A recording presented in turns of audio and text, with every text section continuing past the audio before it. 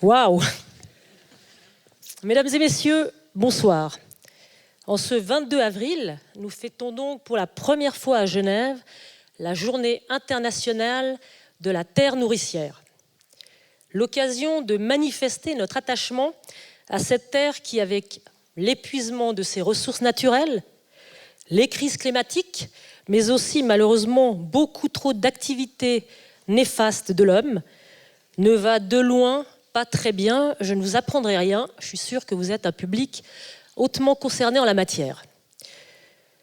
Mais il n'empêche, la terre ne va pas bien et c'est sans doute une raison ô combien suffisante pour Esther Adler, magistrate verte, d'avoir décidé en son année de mairie d'organiser une grande fête populaire et solidaire pour chérir l'espace d'une journée, mais on espère l'espace d'une éternité, notre planète. Merci Laura Adler. Laura Adler, ouais. Tout a démarré cet après-midi sur la plaine de Plainpalais où un grand nombre d'activités, notamment avec des familles, étaient proposées. On a pu notamment goûter une disco-soupe géante, justement, qui est un petit peu concoctée de manière anti-gaspi, mais aussi une gratiféria, qui lui aussi est un marché qui marche sur le principe également de l'échange gratuit. Dans un instant, vous êtes venus en masse pour cela, cerise sur le gâteau de la soirée, la conférence de Pierre Rabhi que j'aurai moi-même l'honneur d'animer. Dans un instant, je vous dis, car avant cela, honneur à la magistrate qui a initié cette journée, qui va donc vous en dire un petit peu plus. Je cède ma place sur cette scène à Madame Esther Adler et je vous souhaite d'ores et déjà une très très bonne soirée. Merci.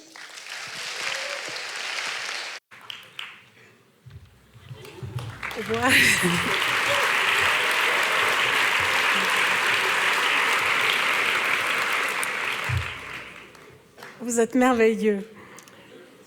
Mesdames et messieurs, cher monsieur Rabhi, je suis heureuse d'être parmi vous ce soir et de vous souhaiter la bienvenue au nom des autorités de la ville de Genève. C'est un honneur pour moi d'accueillir monsieur Pierre Rabhi à l'occasion de la Journée internationale de la terre nourricière. La ville de Genève a décidé d'organiser pour la première fois une grande manifestation pour célébrer cette journée. Il faut dire que le 22 avril de cette année a un relief particulier. C'est aujourd'hui même que l'accord de Paris sur le climat, adopté en décembre à la suite de la COP 21, a été signé à New York par plus de 170 pays, dont la Suisse. Le symbole est fort et encourageant. L'accord de Paris sur le climat a inauguré une nouvelle ère de la politique internationale contre le réchauffement climatique. Il engage tous les États à réduire leurs émissions de gaz à effet de serre afin de contenir le réchauffement mondial en dessous de 2 degrés Celsius. Il est réjouissant de constater qu'une prise de conscience mondiale a eu lieu. La grande question est maintenant de savoir si les États vont tenir leurs engagements. Nous avons les moyens de construire un avenir meilleur pour la planète et ses habitants. Mais nous ne pouvons plus attendre car nous sommes engagés dans une course contre la montre. Il faut agir vite et fort pour éviter la catastrophe que les scientifiques nous annoncent. Vous savez peut-être déjà que depuis lundi, la Suisse vit à crédit. En effet, elle a utilisé plus de ressources que ce que la Terre peut produire pour chaque personne en 2016. 3,3 planètes seraient nécessaires si tout le monde vivait comme nous en Suisse. Cela ne peut plus durer. Il en va désormais de la survie de l'humanité. Comme le dit Pierre Rabhi, la planète n'est pas qu'un vulgaire gisement de ressources à exploiter. Toutes les forces de la société sont donc nécessaires pour combattre le réchauffement climatique et sauver la planète. Même si le résultat de la COP 21 est porteur d'espoir, il nous faut évidemment pas tout attendre de cet accord. La société civile, les collectivités locales n'ont d'ailleurs pas attendu pour agir. Depuis des années, des citoyens, des associations, des organisations non gouvernementales se mobilisent pour trouver des solutions. Le mouvement Colibri, fondé par Pierre Rabhi, est un exemple parfait de cette mobilisation de la société civile.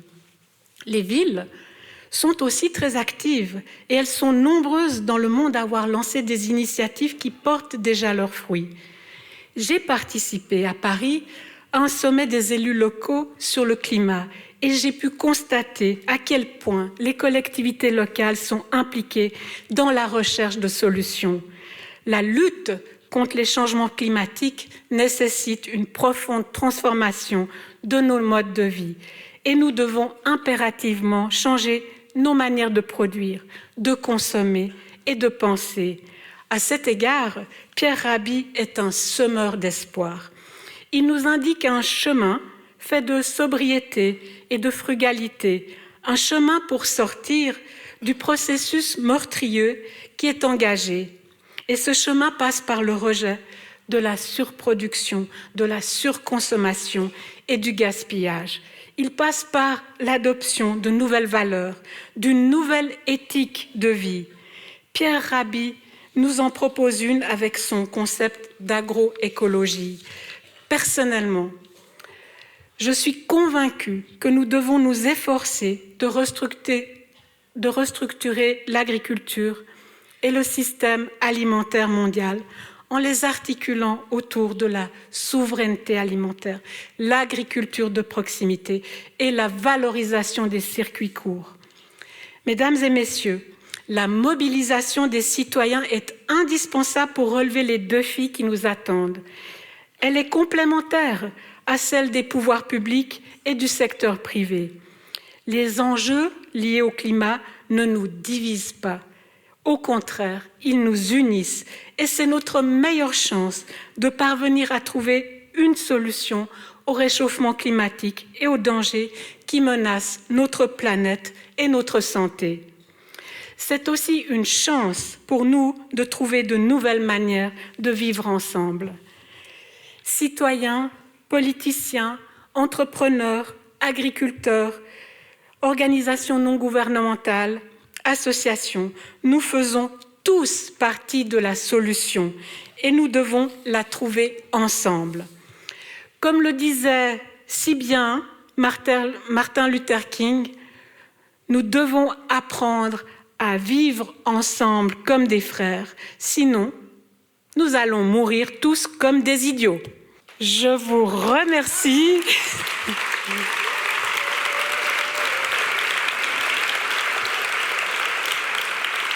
Je vous remercie pour votre attention et je nous souhaite une excellente soirée avec Pierre Rabhi.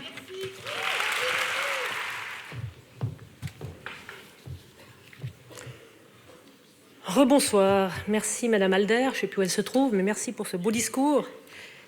À présent, vous l'attendiez impatiemment, le voilà. Place donc à présent à la conférence de Pierre Rabhi, philosophe paysan français d'origine algérienne. Je le cite. « On ne détruira pas la planète car elle a des capacités de régénération énormes. » Prédit celui qui se définit comme un serviteur de la terre nourricière, lui. Mais par contre, on détruira l'espèce humaine à cause de la toute-puissance infantile de l'homme vis-à-vis de la nature, perçue comme une marâtre. C'est de lui. Pierre Rabhi, lui, parle de la terre qu'il aime comme une mère. Et malgré ses inquiétudes, ses préoccupations par rapport au futur, il conserve l'espoir que nous deviendrons intelligents collectivement. Vaste programme qui n'est pas gagné.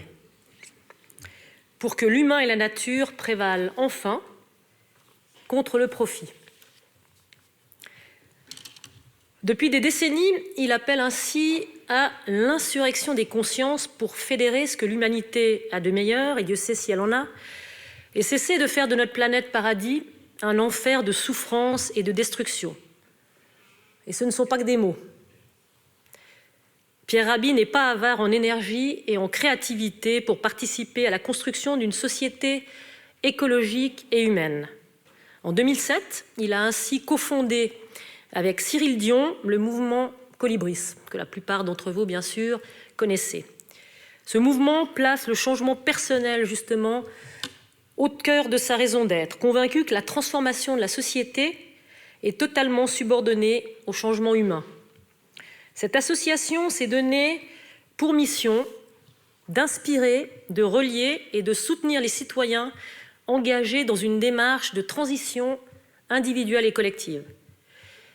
Il existe pour cela notamment une université en ligne, une collection d'ouvrages intitulée « Domaine du possible » avec un S, en collaboration avec Actes Sud, ainsi qu'un magazine, Kaizen, qui en japonais veut dire « changement bon ».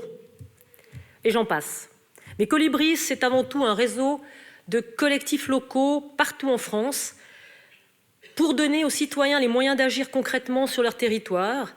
Ainsi, pas moins de 55 groupes bénévoles, dont 3 en Haute-Savoie et 3 dans l'Ain, relaient les initiatives du mouvement partout en France, tout en créant leurs propres initiatives, telles notamment que des gratiférias, des monnaies locales, des grédatèques et autres potagers urbains.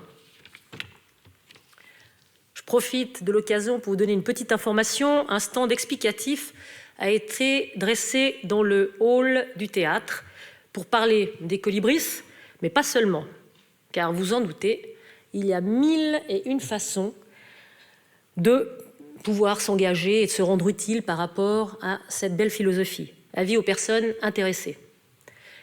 À travers cette véritable success story que sont les colibris, Pierre Rabhi nous invite à sortir du mythe de la croissance indéfinie, à réaliser l'importance vitale de notre terre nourricière et à inaugurer une nouvelle éthique de vie avec un très joli adjectif vers une sobriété heureuse.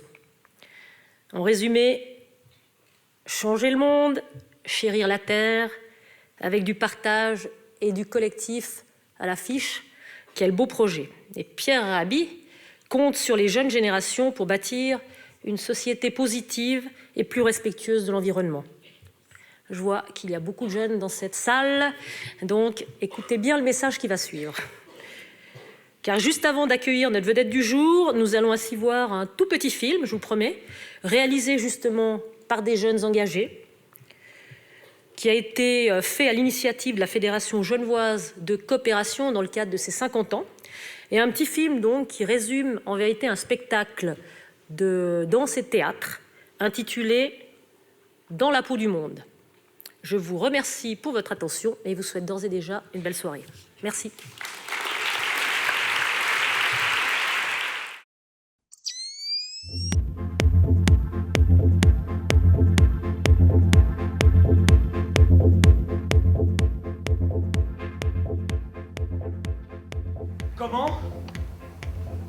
Comment se fait-il que l'humanité, en dépit de ressources planétaires suffisantes et de prouesses technologiques sans précédent, ne parvienne pas à...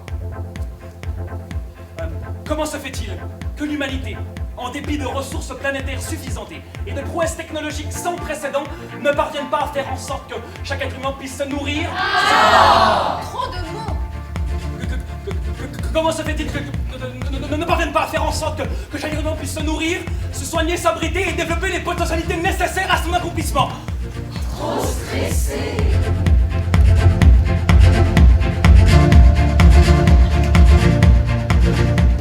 Pourquoi?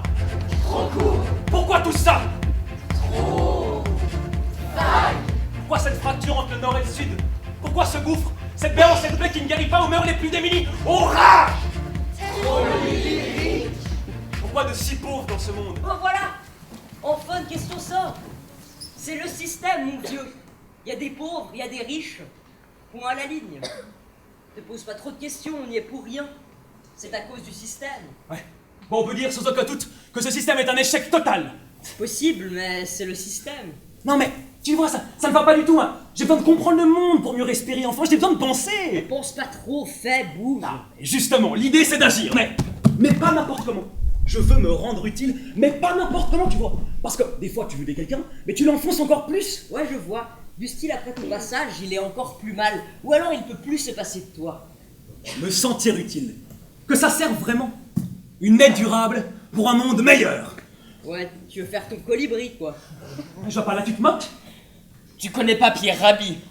Il est hyper connu. Oui, de nom comme ça, oui. C'est un homme qui a décidé, après avoir travaillé en usine, de faire un retour à la terre, de devenir paysan. Et là, il a pu voir les dégâts de l'agriculture intensive. Engrais, pesticides, appauvrissement des sols. Alors il a cherché une autre façon de vivre, une relation harmonieuse entre l'homme et la nature. L'agroécologie. Il transmet son savoir-faire ici en Afrique et dans le monde, apprendre à fertiliser des régions désertiques et revaloriser la place des paysans dans la société. C'est un semeur d'espoir et d'action. Le changement par les petits pas. Et il a fondé le mouvement des colibris, avec comme valeur la fameuse légende amérindienne. Mais tu connais pas la légende du colibri? Mais c'est hyper connu. Non, je connais pas. Oui, bien sûr. Ça me dit quelque chose, le colibri, c'est clair, mais le détail. Bien. Un jour, il y eut un immense incendie de forêt. Et tous les animaux, terrifiés et atterrés, observaient impuissants le désastre. Seul le petit colibri s'active, allant chercher quelques gouttes d'eau dans son bec pour les jeter sur le feu. Au bout d'un moment, le tatou, agacé par ses agissements dérisoires, lui dit: Colibri, tu n'es pas fou, pas fou. Colibri, tu n'es pas fou, pas fou. Tu crois qu'avec ces gouttes d'eau, tu vas éteindre le feu, je le sais. Répond le colibri. Mais je fais ma part. Colibri, tu n'es pas fou. Pas fou. Colibri, tu n'es pas fou. Pas fou. Colibri, tu n'es pas fou. Colibri, tu n'es pas fou. Tu crois que c'est avec ces gouttes d'eau que tu vas éteindre le feu. Je sais, répond le colibri, mais je fais ma part. Ma part. Colibri, tu n'es pas fou. Tu crois que c'est avec ces gouttes d'eau que tu vas éteindre le feu. Je le sais, répond le colibri, mais je fais ma part. Colibri, tu n'es pas fou. Tu crois que c'est avec ces gouttes d'eau que tu vas éteindre le feu. Éteins le feu.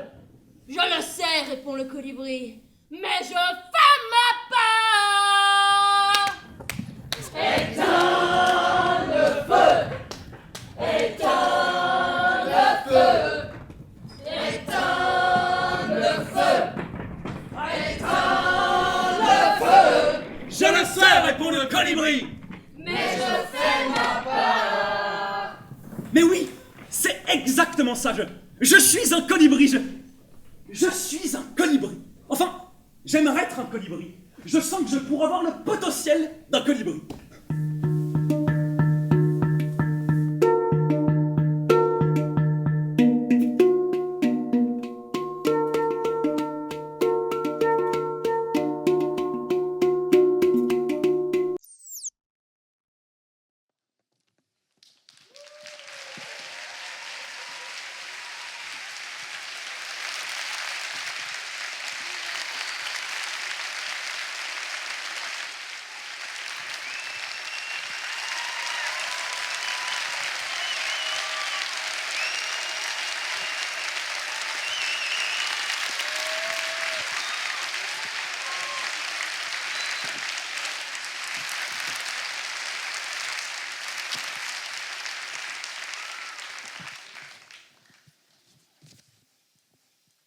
Bonsoir Pierre Rabhi. Bienvenue au Théâtre du Léman. Vous avez visiblement beaucoup de supporters. J'en suis très touché, très ému. Avant d'entamer dans le vif du sujet, de vous laisser abondamment raconter tout ce que vous avez su bâtir, créer dans votre existence, vous êtes ici à Genève à l'occasion de cette journée internationale de la terre nourricière. C'est une première à Genève. Qu'est-ce que vous pensez d'une telle initiative, vous qui devez célébrer chaque année ce 22 avril? C'est l'initiative fondamentale, puisqu'il s'agit quand même de la terre, et que la terre, elle est nourricière. Les primitifs, ce qu'on appelle les primitifs, qu'on considère que parfois comme des arriérés, ont depuis très longtemps compris que nous devons notre survie à la terre, et que tout ce que nous faisons à la terre, nous le faisons à nous-mêmes. Et par conséquent, si nous maltraitons la terre, nous nous maltraitons nous-mêmes, parce que il y a une loi générale qui fait que nous sommes intégrés, disons, dans ce courant de la vie, et que nous sommes l'expression de la nature. Nous sommes apparus, parce que quand on a essayé de donner une espèce de, comment dire, de temporalité, en prenant 24 heures comme base, nous ne sommes là que depuis 2 minutes, à peine. Ce qui veut dire que jusque-là, la Terre n'a pas eu besoin de nous. Et malheureusement, elle risque, si nous continuons à transgresser comme nous le faisons, elle risque de ne plus avoir besoin de nous. Je veux dire, on n'est pas quand même si important que ça. Et c'est en fait toute la question aujourd'hui, est-ce que nous sommes capables de sortir de notre inconscience, prendre conscience de notre inconscience? Mais le 22 avril, c'est une date particulière, vous la célébrez?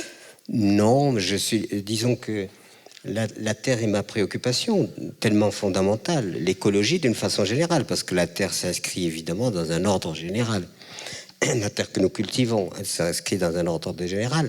Elle est elle-même un organisme vivant qui a besoin d'air, de respirer, qui a besoin d'eau pour s'abreuver, qui a besoin de chaleur pour être féconde, qui a besoin d'aller dans un contexte cosmique, elle a besoin de tous ces rayonnements cosmiques et de toutes ces énergies invisibles qui la dynamisent.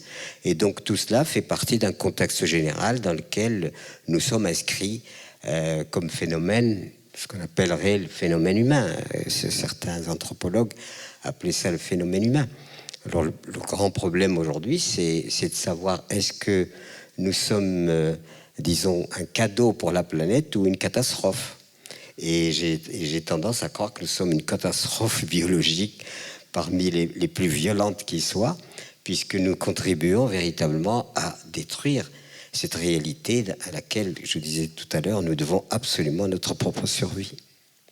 On l'a dit, on a vu ce petit film réalisé par des jeunes. On sait que vous avez beaucoup de foi dans l'éducation, la jeunesse. Aujourd'hui, vous avez été à la rencontre avec Esther Alder de jeunes écoliers genevois dans leur potager de leur établissement scolaire. Vous leur avez dit quoi? Vous les avez encouragés à l'agriculture de proximité, nous qui vivons dans un canton pourtant urbain. Qu'est-ce que vous leur avez raconté à ces jeunes? Non, je ne pense pas qu'il faut se focaliser tout le temps sur l'agriculture. L'agriculture est une activité.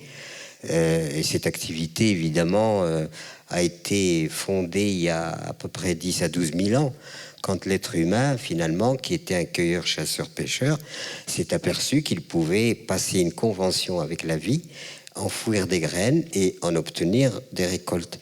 Donc c'est ce qu'on appelle la révolution néolithique. C'est à ce moment-là que l'agriculture est rentrée en jeu, où l'être humain, plutôt que de dépendre de l'existant, eh bien, a passé cette convention et ce contrat avec la vie. Je participe avec ce contrat et cette convention et cette liaison avec la terre-mère, ben je participe à ma survie.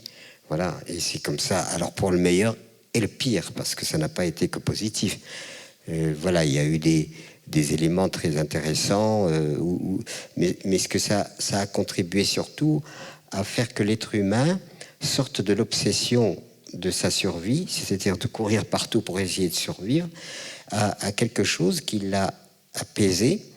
Et donc, avec les greniers, avec le stockage de l'alimentation qu'il pouvait faire à travers la production agricole, son esprit s'est apaisé. Il n'est plus dans l'obsession de la survie.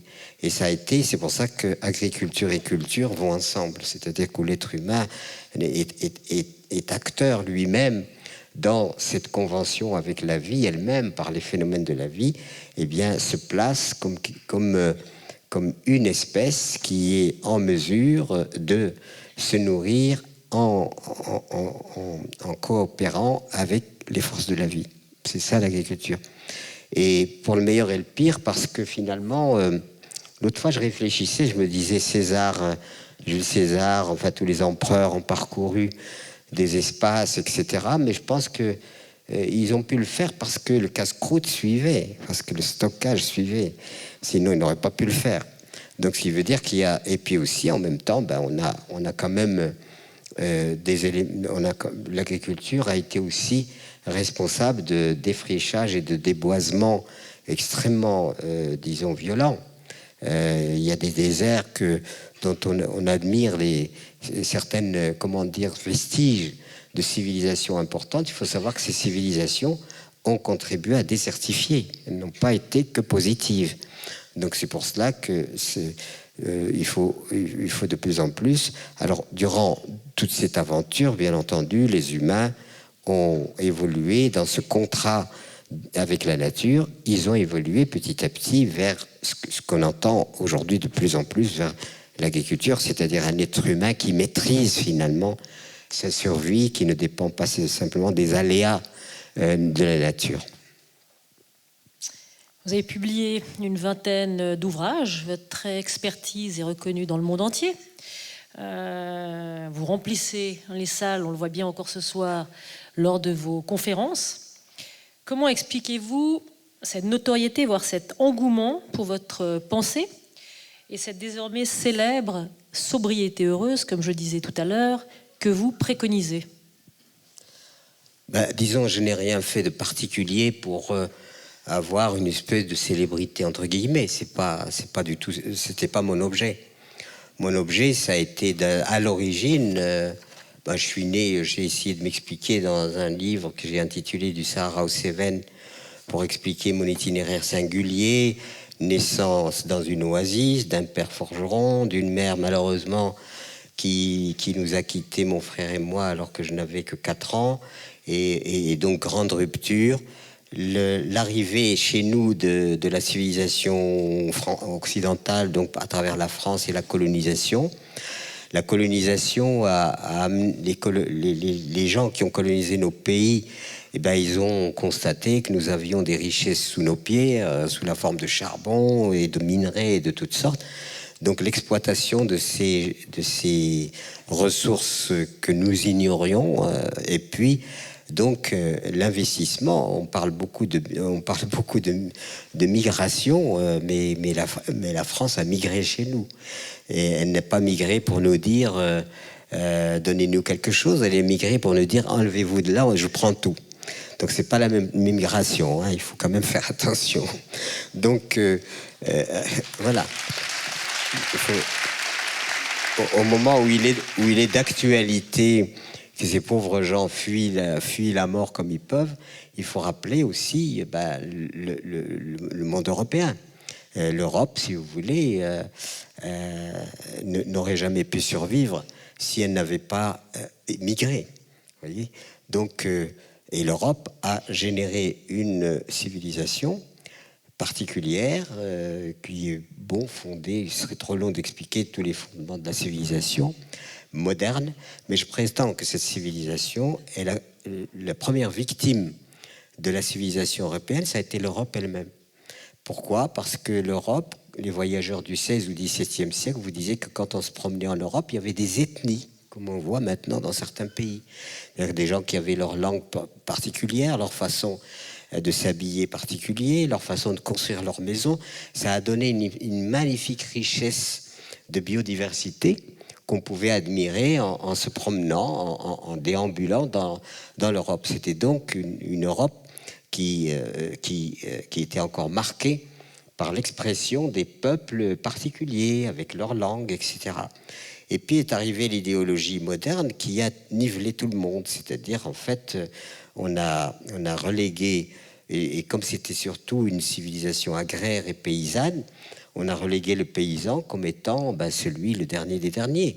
Et ça a été l'industrialisation, et l'industrialisation a amené un paradigme nouveau dans lequel nous sommes encore enlisés. Mais l'Europe, et je reste toujours très endolori, par exemple, par la guerre de 14. La guerre de 14, ça a été, ils appellent ça une guerre, moi je dis c'est un génocide. C'est-à-dire tous les paysans français, allemands, etc., se sont entretués pour des causes qui n'étaient pas les leurs. Et extrêmement endoctrinés, et donc cet endoctrinement les a amenés à créer ce clivage et cette dualité, cette animosité même très forte entre des clans paysans. Et à la guerre de 14, ça a été un énorme holocauste, voyez. Et après, bien sûr, il y a eu transposition de tout ça par voie de la colonisation. Et aujourd'hui, on sait très bien qu'il y a à peu près 50 millions, pour ne parler que d'eux, parce que je suis très sensible à cette civilisation, il y a quand même 50 millions de peaux rouges qui ont été liquidés. Et je demande quand même que les États-Unis fassent leur acte quand même, au moins reconnaissent qu'ils ont génocidé ce peuple-là. Voyez. Donc alors on édulcore, c'est-à-dire qu'on masque les choses pour les faire jolies. Mais en fait, la réalité profonde, c'est qu'il y a eu des violences inouïes et que ces violences inouïes, elles ont été pratiquement, appliquées sur l'ensemble de la planète. Et on est rentré dans un système où l'industrialisation a pris le dessus, le dogme de la technologie, l'avènement de la technologie et la modernité. Et la modernité a amené un paradigme très particulier qui donnerait à l'homme, à travers son génie créateur de prouesses technologiques, etc. Finalement, ça a été Prométhée, c'est-à-dire que c'était le mythe de Prométhée pour dire finalement l'être humain il peut se débrouiller tout seul, il peut transcender les dieux, il peut transcender la nature et va devenir maître de la nature, ce qui a été préparé d'ailleurs de longue date par la Bible, qui a mis en route aussi le système où l'être humain s'est autoproclamé dominateur et patron de tout ce qui existe. Voilà. Et ça avait commencé d'ailleurs par ce qui n'est pas résolu encore aujourd'hui, c'est le problème de la femme, de la subordination mondiale de la femme. Quand vous lisez la Bible, dès le début, il y a cette Ève qui est allée croquer la pomme. Quelle idée quand même d'aller croquer une pomme et une fiche dans un bazar pas possible. Et voilà. Donc tout ça est inscrit profondément dans l'imaginaire et devient des certitudes, c'est-à-dire quelque chose qui est de l'ordre de la symbolique. Vous lisez toute la Bible, c'est le masculin, masculin, masculin, masculin. Voilà. Et Dieu même est masculin, tout est masculin. Donc cette civilisation de la masculinité, si je puis dire, n'a pas été très bénéfique parce que cette rupture masculin-féminin a amené évidemment le féminin à être un peu relégué. Et le fait que le féminin ait été relégué, ça n'a pas temporisé en quelque sorte masculin-féminin. Donc ça, c'est quand on examine cela qui a été enseigné, profondément ancré dans l'inconscient collectif, et on a abouti à la société qui a tellement, mis en évidence le masculin qu'on est aujourd'hui en déficit de féminin. C'est ma conviction la plus profonde. Voilà.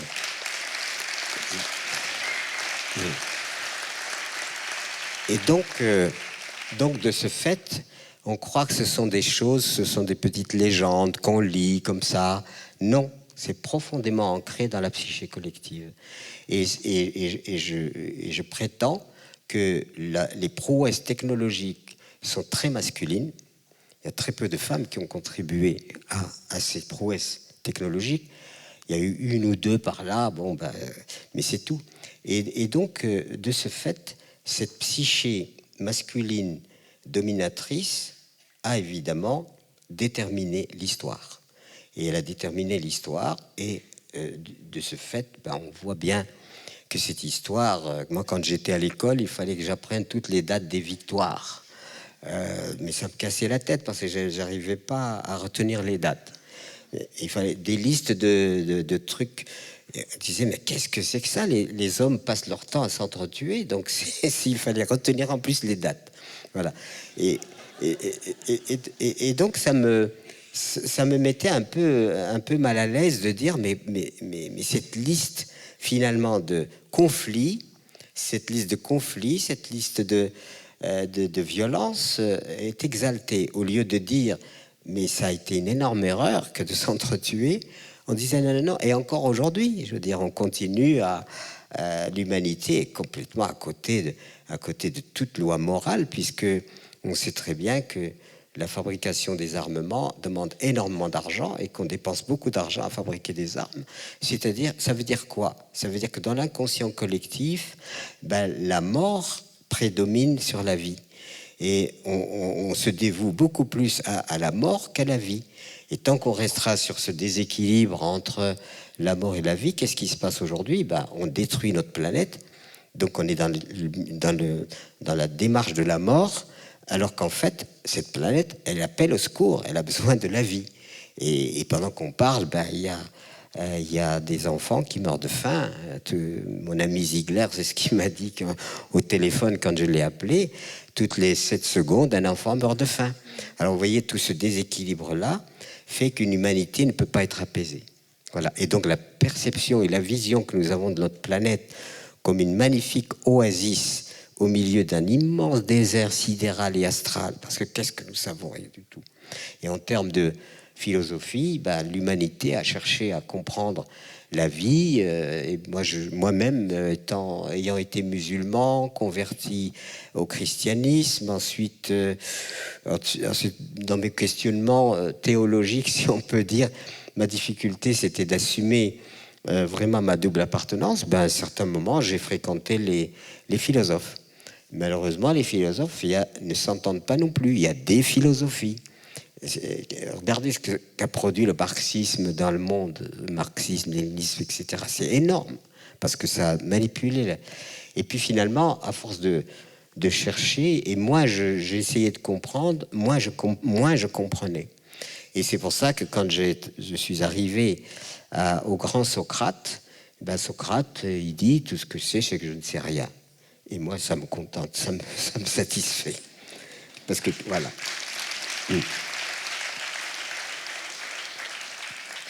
Juste un petit élément de réponse là. On ne sait rien. Alors, je ne sais pas si je ne me suis pas perdu. Il faut savoir, je vous donne une indication ici à Genève. Vous parlez des femmes, et voilà, je vois qu'il y a aussi un public très, très féminin, donc elles n'ont pu que boire dans vos paroles, comme je l'ai fait moi-même. Mais il faut aussi se dire que l'histoire a souvent été écrite par des grands hommes qui ont souvent oublié les grandes femmes aussi. Sachez qu'à Genève, là, on vient de faire toute une opération dans mon journal, il y a seulement 1% des noms de rue qui ont été attribués à des femmes. Donc, comme vous le dites, là, il y a énormément de travail à ça. Vous parliez de philosophie. Maintenant, ça va me lancer sur la prochaine question. On dit que des gens fortunés qui ont des affaires florissantes lâchent leurs activités pour venir vous aider. Cette réussite ne doit pas, à mon avis, vous faire que des amis. Certains parlent de vous comme un gourou. Vous en dites quoi de tout ça? Il se gourre de gourou parce que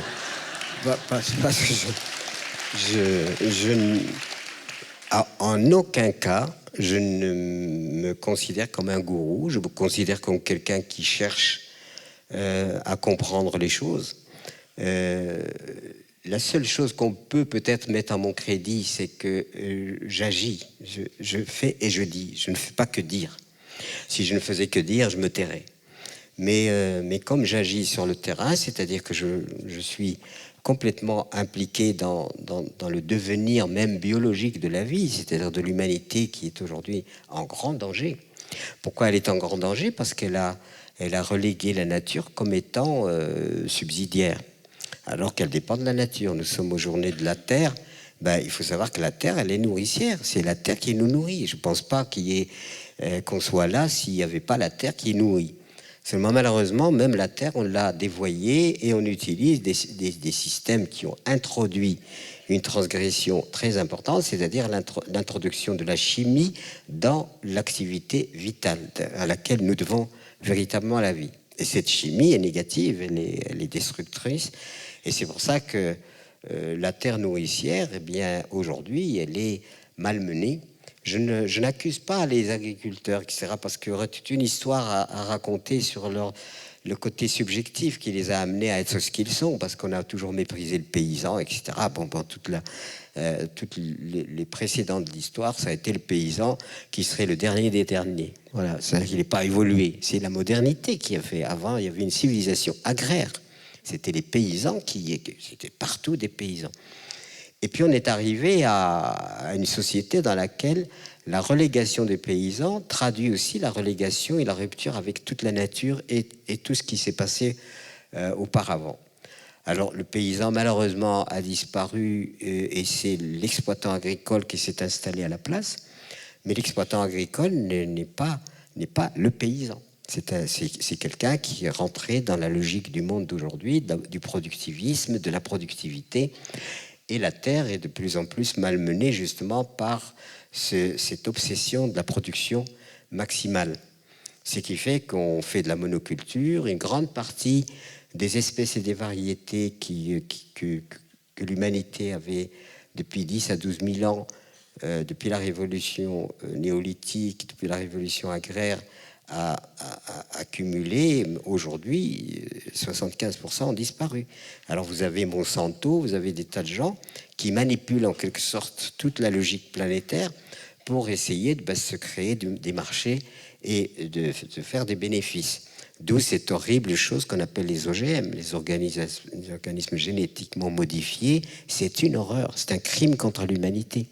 Et c'est en train d'être répandu. On n'a pas besoin d'OGM, il y a suffisamment de variétés d'espèces absolument magnifiques sans avoir besoin de manipuler des gènes pour obtenir quelque chose, des chimères, qui en plus, avec une agriculture qui est menée de telle façon, avec des sols malmenés, et l'utilisation massive de la chimie et dans le sol et sur les végétaux, ce qui fait que la nourriture d'aujourd'hui, elle est toxique.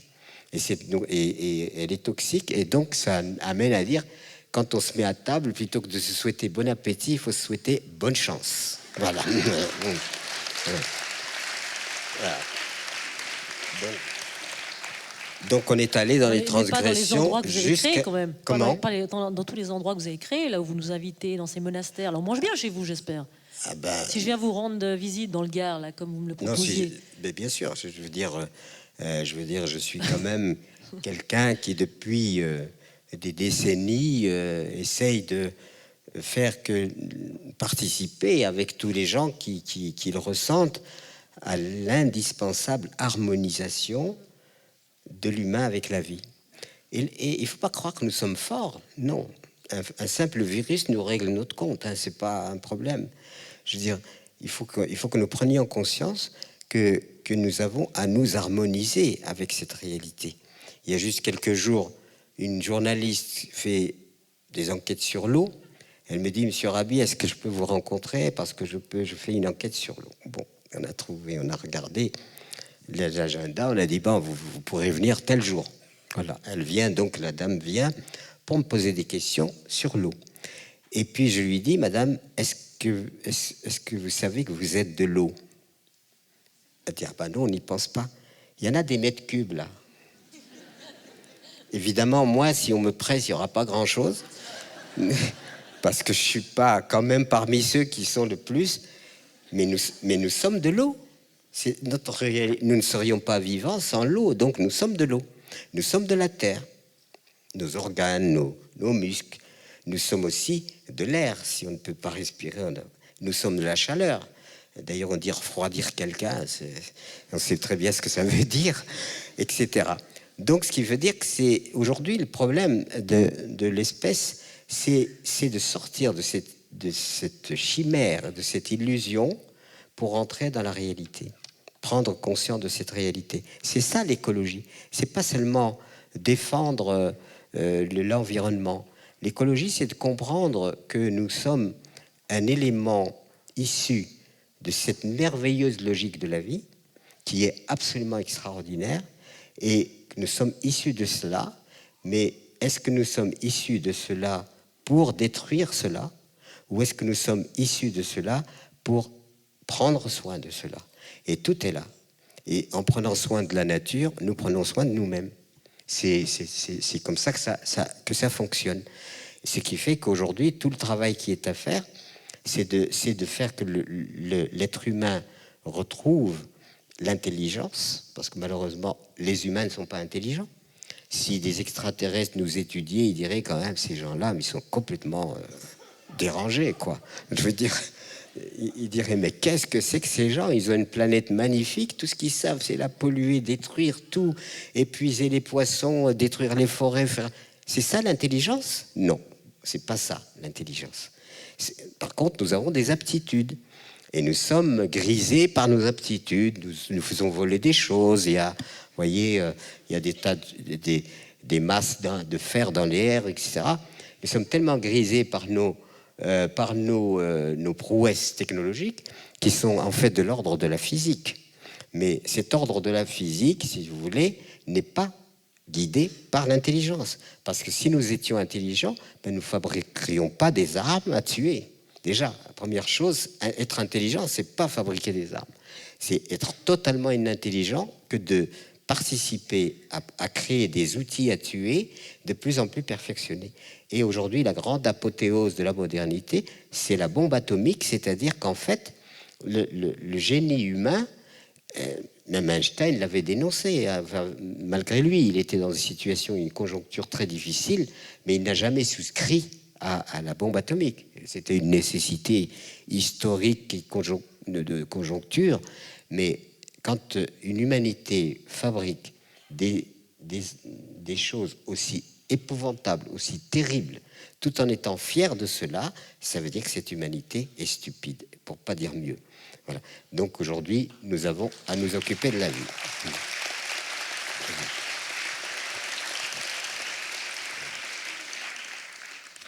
On voit que vous gardez une sacrée énergie, tant mieux. Vous dites on voit que vous gardez une sacrée énergie, tant mieux. Vous dites souvent que si vous continuez à œuvrer, c'est pas justement simplement parce que vous faites le constat du monde qui va mal, mais que vous restez en action et que vous avez justement un tas de projets à défendre. Je crois que le public nombreux est beaucoup venu pour que vous nous parliez un tout petit peu des nombreuses activités et actions. J'ai parlé des colibris tout à l'heure, mais il y a de loin pas que ça. Donc si vous pouviez un tout petit peu maintenant nous parler de toutes ces actions que vous avez mises en place tout au long de ces décennies maintenant. De toute façon, toute action que nous menons, elle est quand même inspirée par une forme de compréhension, de raison. C'est ce qu'on peut rappeler la philosophie des choses. Donc pour moi, je pense que la philosophie est importante parce que, pourquoi? Quand elle nous guide et qu'elle nous fait et qu'elle nous éclaire sur la réalité. À partir de ce moment-là, bien entendu, on rentre, soit nous continuons à philosopher indéfiniment, remplir les bibliothèques de thèses et d'antithèses. Ça croule d'ailleurs sous les constats, le monde qui va mal, tout le monde y va de sa chanson lugubre sur le monde qui va mal.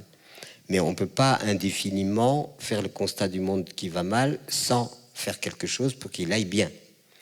Sinon, vous faites venir un médecin, il vous dit, monsieur ou madame, vous avez telle chose et telle chose, et puis il s'en va. Voilà. Il faut bien une prescription, il faut bien dire que vous avez telle chose, mais voilà les soins qu'il faudrait faire. Or, aujourd'hui, les constats sont très nombreux, très très nombreux. Il y a très longtemps que des gens éveillés, des consciences éveillées, ont attiré l'humanité, l'attention de l'humanité sur la réalité de l'humanité d'aujourd'hui et sur son impact négatif sur la vie. Alors, je vais faire un test. Qui a lu La planète au pillage? Oui. Pardon? Osborne. Alors, combien de personnes ont lu Osborne? Pas beaucoup. Ben, vous voyez? Qui a lu Commoner? Qui a lu Günther Schwab? Levez les mains, parce qu'il va nous virer. Hein. Vous voyez? Eh bien, vous voyez, je vous recommande de lire La planète au pillage et tous ces bouquins. Qui a lu Rachel Carlson?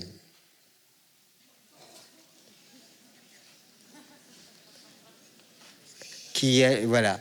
Donc, vous voyez, ces consciences et ces âmes ont depuis longtemps attiré l'attention, et d'une façon extrêmement intelligente, sur les dérives.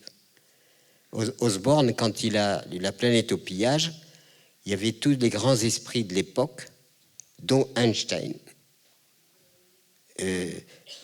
Huxley, enfin, tous les grands esprits de l'époque ont dit c'est un livre essentiel parce qu'il met en garde l'humanité. D'abord, il fait la rétrospective sur comment les êtres humains ont impacté négativement la planète.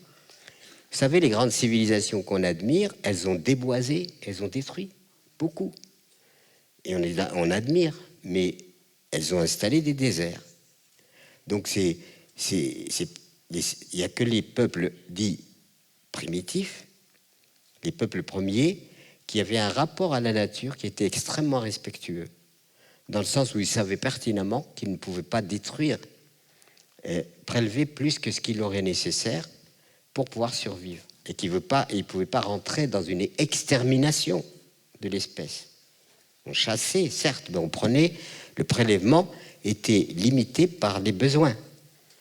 Et souvent, les gens me disent « Oui, c'est la loi de la jungle, l'humanité, c'est la loi de la jungle. » Mais c'est insulter la loi de la jungle. La loi de la jungle, ça n'a jamais été ça. Un lion, quand il mange une antilope, le pauvre vieux, il faut bien qu'il vive. Mais il n'a pas de banque d'antilopes, ni d'entrepôt d'antilopes pour vendre aux copains. Et bien voilà, c'est ça la différence. C'est là qu'est la différence, c'est-à-dire qu'il prélève, et je ne sais pas si vous avez vu ces photos magnifiques, je regrette de ne les avoir pas retenues, où vous avez, dans les cas, disons, où l'animal n'a pas faim, il ne tue pas. Il tue que par nécessité, mais il ne tue pas. Et j'ai vu des photos où autour de la même mare, boire le lion, l'antilope, le rhinocéros, tout le monde boit ensemble parce que c'est une trêve, compte tenu que c'est la vie et la survie qui poussent à la prédation, et non pas la prédation humaine, qui aujourd'hui, elle est déterminée par quoi? Elle est déterminée par le profit. C'est par le profit financier. Et c'est pour ça que je combats la croissance économique. Pourquoi? Parce que la croissance économique, d'abord, elle est indéfinie. C'est-à-dire qu'on veut toujours plus, d'une façon indéfinie.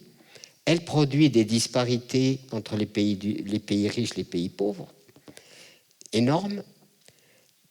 Des enfants et des gens meurent de faim d'un côté et les autres jettent dans les poubelles.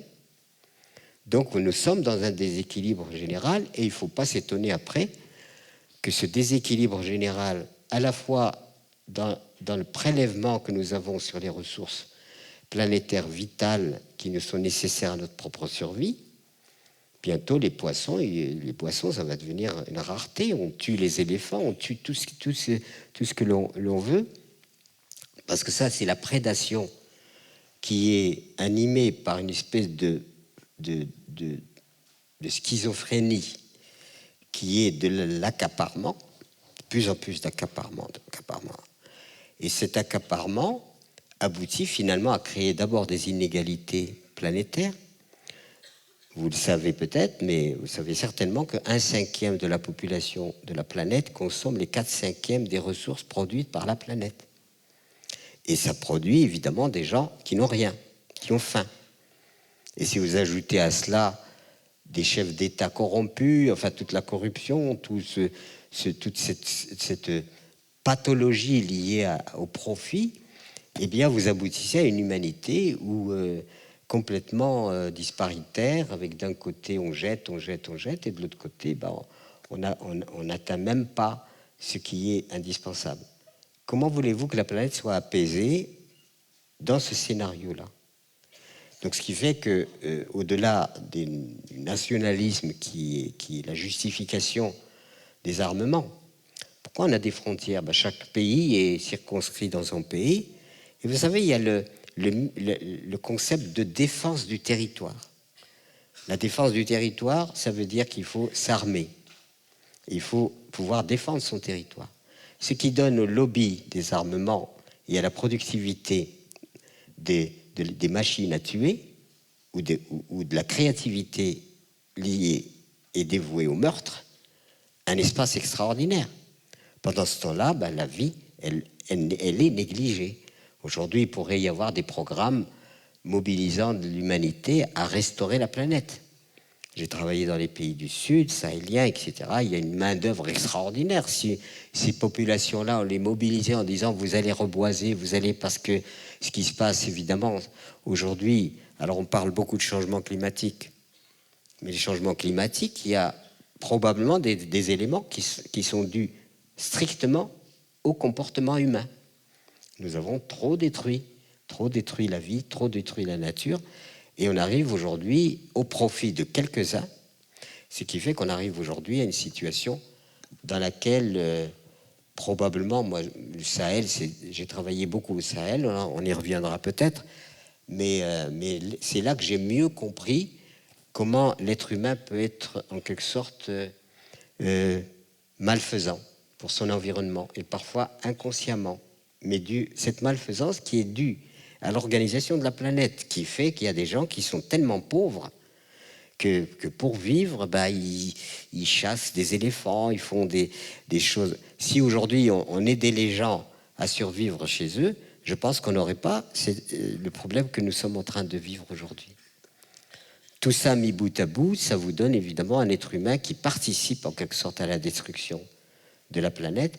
D'un côté, l'usage massif de poisons, même les eaux sont empoisonnées, tout est empoisonné, et de l'autre côté, des gens qui sont dans la pauvreté ou voire même dans la misère, concentrés dans les villes, de plus en plus dans les pays du Sud, Afrique et autres, concentration urbaine.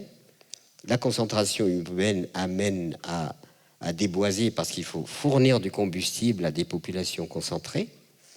Ensuite, on a des excès de troupeaux, on brûle la nature, ce qui produit évidemment, un effet de réchauffement de la climatique de l'atmosphère.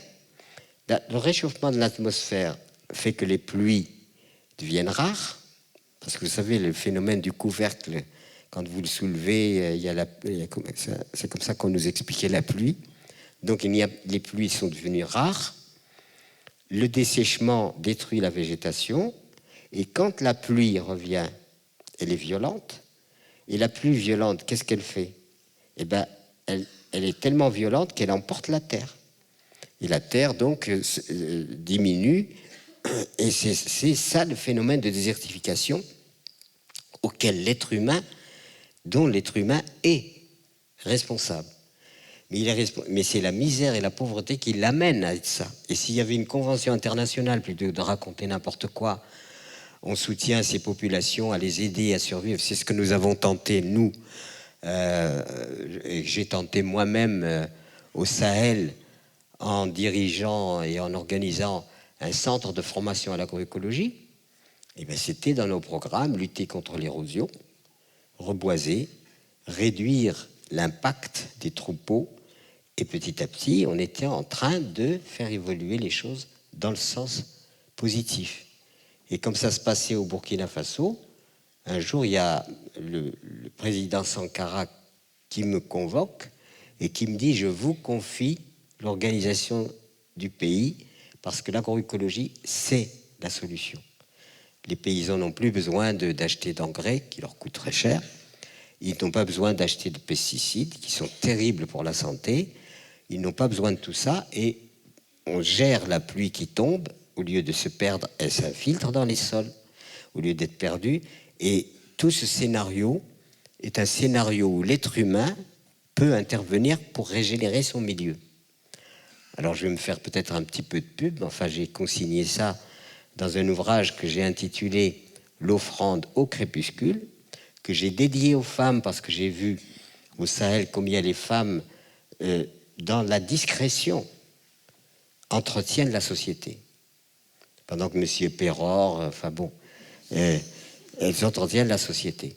Et donc, ce livre a été présenté par mon éditeur au ministère de l'Agriculture français. Et je lui ai dit, mais ils vont te le renvoyer par retour du courrier parce que je critiquais assez fortement le scénario de l'agriculture telle qu'elle est maintenant répandue à travers la pétrochimie internationale, qui a produit un ingénieur agronome prescripteur d'engrais et un médecin prescripteur des médicaments des laboratoires pharmaceutiques. Donc on est dans le scénario, heureusement j'ai beaucoup d'amis qui sont sortis du scénario de la prescription, des médecins, des amis très chers, qui sont sortis de la prescription pour appliquer la vraie médecine, qui est celle de la médecine humaine, où la psyché est reliée au corps, et on est dans une démarche qui est une démarche qui renoue avec les lois fondamentales de la biologie dans laquelle nous sommes intégrés. Donc tout cela fait partie, disons, de ce qui aujourd'hui implique une erreur généralisée, une erreur planétarisée, qui doit nous amener finalement à remettre en question un certain nombre d'éléments. Heureusement que la société le fait de plus en plus. Vous avez parlé du réchauffement atmosphérique. Ben oui, le réchauffement atmosphérique. Donc, quand il y a déboisement, le rayonnement solaire remonte dans l'atmosphère. L'atmosphère se réchauffe et il n'y a plus de condensation. Et quand donc les pluies se raréfient, donc le désert avance, donc la végétation avance. Et vous avez des pays où il y a un excès de troupeaux. Et le troupeau, il rase tout, alors qu'il faudrait les modérer. Et puis on utilise le feu quand il s'agit de défricher.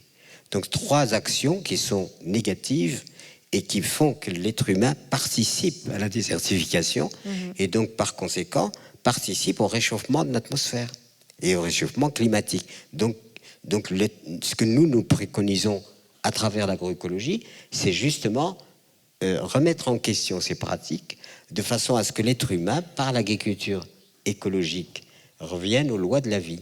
Et qu'est-ce que les lois de la vie ? Rien ne se crée, rien ne se perd, tout se transforme. Et quand on est dans cette logique-là, l'agriculture écologique est parfaite pour renouer avec les lois de la vie. Et c'est pour ça qu'on la préconise, etc. Alors on fait du produit bio. Vous avez entendu parler du produit bio. Voilà. Seulement vous pouvez manger bio et exploiter votre prochain. C'est pas incompatible. Donc la bio pour nous, c'est pas simplement ça. Voilà. La politique. Ce qui veut dire, on ne va pas me faire croire que parce qu'on peut manger bio, se chauffer à l'énergie solaire et je ne sais quoi, et exploiter son prochain. Donc c'est pas un problème. Le problème, c'est pas ça. Le problème, c'est que l'être humain doit changer. Et comment peut-on procéder à l'être humain ? Moi, je n'ai pas de leçon à donner.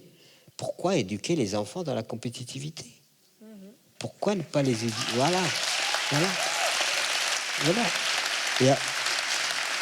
Les enfants. Et après, on est étonné. D'abord, on les angoisse. Il faut que je réussisse, il faut que je réussisse, il faut que je réussisse.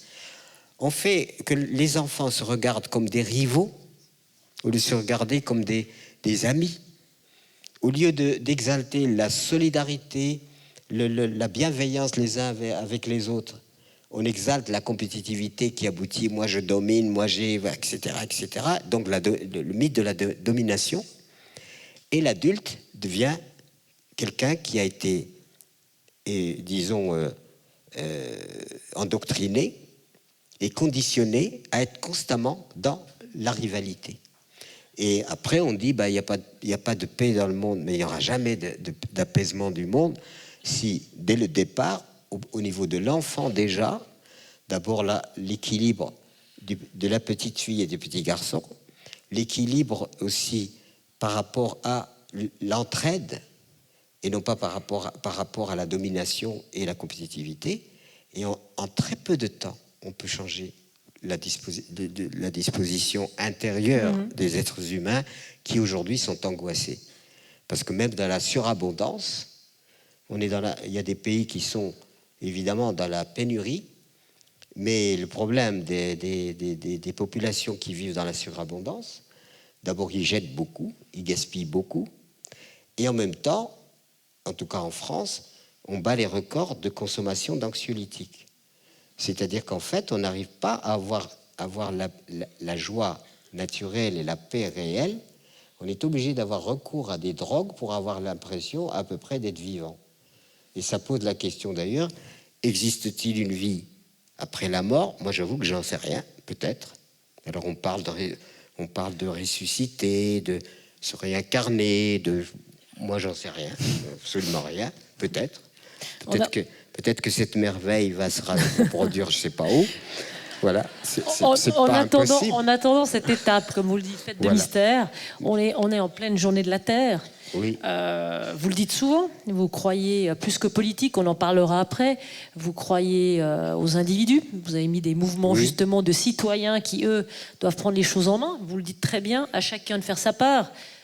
Dieu sait si vous faites votre part. À chacun de faire sa part, comme le dit d'ailleurs la légende du colibri, un de vos moteurs. Oui. Mais vous, justement, vous portez, je l'ai dit avant, passablement d'espoir dans la jeune génération. Et vous évoquez ainsi souvent la phrase suivante. Quelle planète laisserons-nous à nos enfants, mais aussi quels enfants laisserons-nous à notre planète? Moi, j'aimerais que vous me détailliez un petit peu. On a parlé de l'importance de l'éducation. Je pense qu'au niveau de cette transmission et de ce moteur créer des citoyens justement responsables, l'éducation joue un rôle important et qu'il faudrait justement le définir sans compétitivité peut-être extrême. Donc la notion de quelle éducation on peut... j'ai essayé de m'expliquer avec l'éducation en disant il ne faut pas qu'elle soit compétitive, etc. Ouais.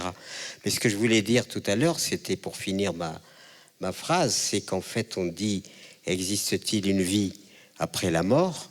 Je n'en sais rien, mais le problème c'est qu'existe-t-il une vie avant la mort? Mais qu'est-ce que ça veut dire que vivre? Voilà, toute la question est là.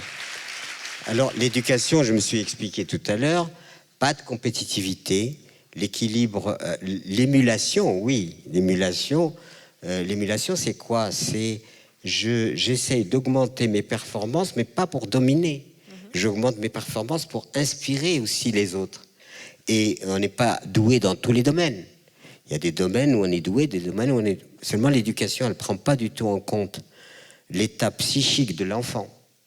Puisque l'éducation, malheureusement, c'est une manufacture où on fabrique des êtres humains adaptés au système. C'est que ça. Et c'est totalement réel. Donc, humanisons les choses. Et quand nous aurons humanisé les choses, à ce moment-là, on va comprendre, on va participer à cette magnifique mutation d'une société bienveillante, d'une société, coopérative. Nous venons d'achever, juste avant malheureusement sa disparition, Jean-Marie Pelt, on a fait un ouvrage commun, comme on avait fait un ouvrage commun avec Nicolas Hulot et d'autres. Lui partait sur l'idée comment la vie s'est organisée sur Terre. Et il a mis en évidence la coopération. Tout a coopéré. Coopération et associativité. Et il m'a passé la patate chaude, mais qu'en est-il de l'humain? L'humain, il est sorti de la coopération, sauf dans le tribalisme conflictuel, pour rentrer dans une espèce de situation de compétitivité généralisée et planétaire. Donc, j'ai parlé tout à l'heure de l'éducation des enfants. Elle est primordiale. Elle est absolument primordiale que l'enfant regarde l'autre enfant, j'ai essayé de m'en expliquer tout à l'heure, non pas comme son rival, mais comme son complément. Celui sur lequel il va compter, et chacun compte. Et cette solidarité, cette organisation solidaire, disons, donne une psyché totalement différente. Je ne sais pas si j'ai répondu. Oui, tout à fait. Est-ce que vous avez le sentiment, je sais que vous êtes souvent critique envers... Pardon ? Vous êtes souvent critique envers la politique, pas les politiciens, mais la politique en général. Vous avez émis aussi beaucoup de réserves sur toutes ces conclusions de grandes conférences sur le climat. On parlait un petit peu justement du réchauffement planétaire. Actuellement, justement, 170 pays s'apprêtent à signer un accord dit historique pour essayer un petit peu de freiner ce réchauffement planétaire dans la suite de la dernière conférence qui a eu lieu à Paris. Vous en pensez quoi de tout ça? Est-ce que encore des pays, voire des dirigeants, ont un tout petit peu de crédit à vos yeux? Alors peut-être que les gens qui essaient d'organiser ça sont de bonne volonté, donc je ne veux pas juger les humains, je ne suis pas dans leur cœur, ni dans leur âme, ni dans leur esprit, et je ne permettrai pas de les juger. Peut-être sont-ils sincères quand ils organisent des choses comme ça. Il y a certainement des gens sincères. Mais pour te dire, j'y crois pas. Non. Voilà. Donc, c'est... Cette conférence et puis cet accord qui est en train d'être signé, visiblement, il n'y aura pas Obama, il n'y aura pas Poutine, il n'y aura pas le Premier ministre de l'Inde, qui sont des pays quand même, on le sait, grands pollueurs devant l'éternel. Vous réagissez comment face à ce protocole qu'on qualifie d'historique actuellement? Moi, j'ai peur que ça soit une diversion. C'est-à-dire, au lieu d'inciter les gens à prendre notre responsabilité, chacun de nous est responsable. Moi, j'attends pas une grand-messe internationale. Il faut que chacun de nous, que ce soit dans cette salle ou ailleurs, comprenne que nous avons un engagement à faire, personnel, pour que les choses changent. Voilà.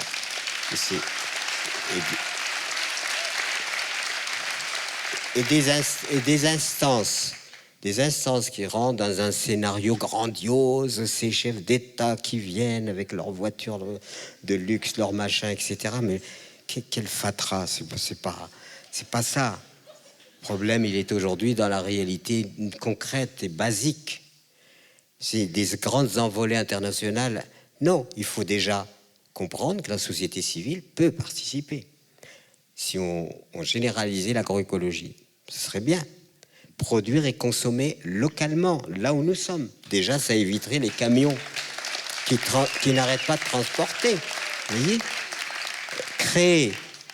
Créer un mouvement de sauvegarde de la terre, de sauvegarde des semences. J'en ai parlé des semences, mais c'est dramatique. Les semences, c'est indispensable. C'était la liberté de l'être humain, ça a été de disposer des semences pour... Tout le scénario millénaire, 12 000 ans, l'homme a découvert qu'il était capable de produire par lui-même sa nourriture, avec des semences. Il a su enfouir des graines et faire pousser, et donc à partir de ce moment-là, ça a été... Et tout au long de 10 à 12 000 ans, les êtres humains ont prélevé dans la nature du sauvage ce qui était capable d'être domestiqué, ce qu'on appelle, que ce soit la domestication animale ou la domestication végétale. Étymologiquement, c'est rapproché de la demeure, hein, c'est ça. Donc, on a fait un travail énorme depuis des milliers d'années. On a collecté des espèces, des variétés, on les a adaptées à notre nourriture, et la nature est grandiose. Elle donne tout. Elle donne de quoi se nourrir, elle donne pour faire nos vêtements, elle donne pour nourrir toutes les créatures, elle donne. Il y a tout ce qu'il faut. À quoi on n'a absolument pas besoin de gens qui nous proposent des OGM, des machins. C'est un crime contre l'humanité. Donc aujourd'hui, il faut comprendre que chacun de nous, pourquoi je préconise de jardiner, même si c'est peu. C'est pas simplement pour se nourrir, parce que c'est un acte politique de jardiner. C'est de dire, rentrer en résistance, plutôt que des camions qui transportent du nord au sud des denrées. Ben, chacun de nous, il a un lopin de terre, et ben il cultive. Et je peux vous assurer que c'est d'abord magnifique. Moi, on m'a dit, je suis devenu, sans l'avoir voulu ni recherché, une espèce de je sais pas quoi. Je sais pas ce que je suis devenu d'ailleurs, mais en tout cas, c'est aujourd'hui, on pourrait dire, un homme qui a du succès. Voilà, on pourrait résumer à ça. Mais c'est pas le succès d'une star. C'est pas pour amuser les gens. Enfin, j'ai rien contre les stars non plus. Mais je veux dire, c'est quand même pour des questions vitales, absolument vitales.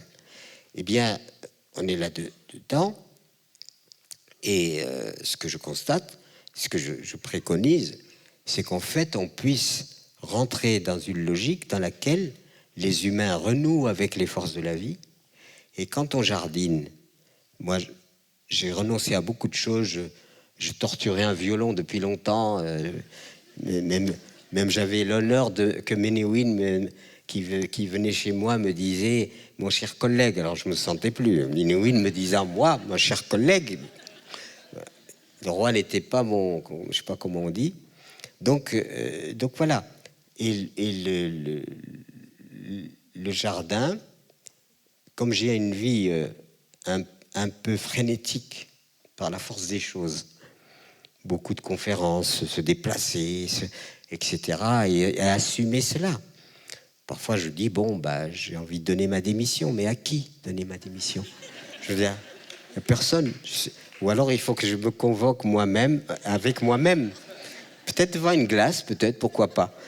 Et on négocie ma démission avec les... Il y aura peut-être que cette solution-là. Donc, quand je vais dans mon jardin, j'ai dit, mon jardin, je veux bien sacrifier tout ce que vous voudrez, mais mon jardin n'est pas négociable. Et pourquoi il n'est pas négociable? Parce que je retrouve la nature, je retrouve les cadences de la nature, je retrouve cet apaisement qu'apporte un jardin. On ne réussit pas toujours, parce qu'on est sanctionné si on n'a pas fait bien comme il faut des choses. Il y a des insectes qui attaquent ce que vous avez fait, il y a des maladies, etc. Mais je tiens absolument à cela, parce que c'est ce qui me connecte à la réalité vraiment de la vie, fondamentale de la vie.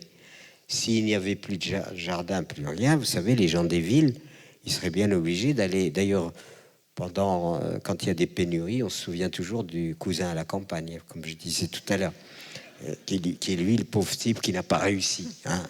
C'est le pauvre type qui n'a pas réussi. Sauf que c'est lui qui tient la vie. Voilà. Et donc, jardiner, pour moi, on me dit, mais tu as assez d'argent. C'est vrai que je ne suis pas millionnaire, mais je gagne suffisamment ma vie pour me permettre d'acheter chez les copains des légumes bio, ce que je voudrais. Et j'ai dit non, je ne peux pas renoncer à l'acte même de travailler la terre. C'est-à-dire à cet acte d'amour, finalement, parce que la terre, elle est à la fois la mère, elle est la fille qu'on soigne et elle est l'amante, en quelque sorte. Et c'est tout ça à la fois. Et je retrouve l'équilibre que je peux perdre dans cette vie frénétique. Je m'excuse de parler de moi, mais c'est pas du tout narcissique. Hein. C'est simplement un témoignage. Hein. Ça n'a rien de... Je suis pas en train de dire bravo Pierre Rabhi, je sais pas quoi. D'ailleurs, que c'est pas rien à voir avec ça. Non, vous avez quand même des inconditionnels. Vous êtes un peu gourou. D'ailleurs, quand j'ai pas le moral, pardon. Vous êtes un peu gourou quand même. Un peu gourou.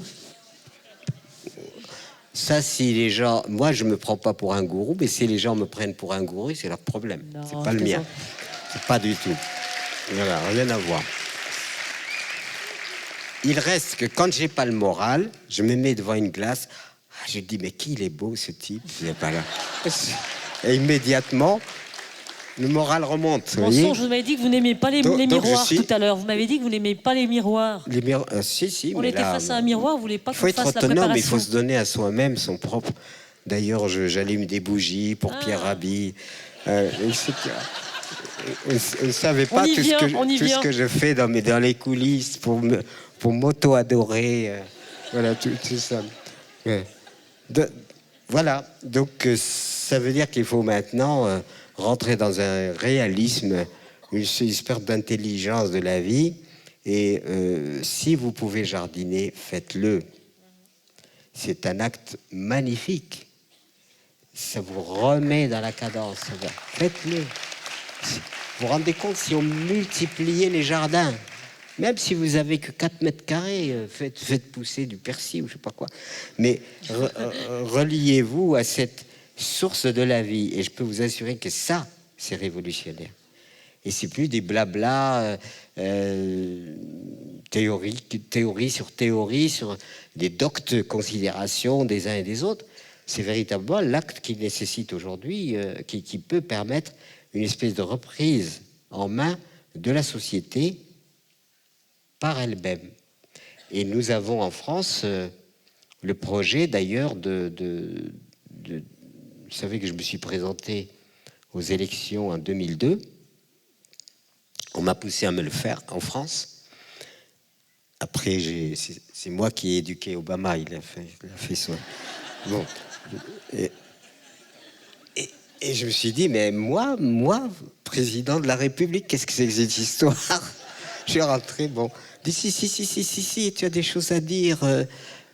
Bon, j'ai fait des cauchemars, des machins, en disant, c'est ce que j'y vais pas. Puis je me suis dit, bon, je vais quand même y aller. Mais pourquoi? C'est pas pour dire, si vous votez pour Pierre Rabhi, tout ira bien, vous resterez chez vous, vous recevrez votre salaire, vous n'avez plus besoin de... C'était pas du tout ça. C'était de dire, il existe aujourd'hui, il faut une réflexion approfondie sur le sort de l'humanité. Ça a été le féminin au cœur du changement. Pourquoi la femme est subordonnée sur la planète? Une autre éducation, c'est ce que j'ai dit tout à l'heure. Pourquoi une éducation compétitive au lieu d'exalter la coopération des enfants, ce qui les apaiserait et donnerait une toute autre société? Les utopies, on a besoin d'utopies. Heureusement qu'il y a des utopistes, parce qu'on dit utopiste, mais si c'est les utopistes, ça n'avancerait pas. Qu'est-ce que c'est qu'un utopiste? Un utopiste qui a une pulsion créative.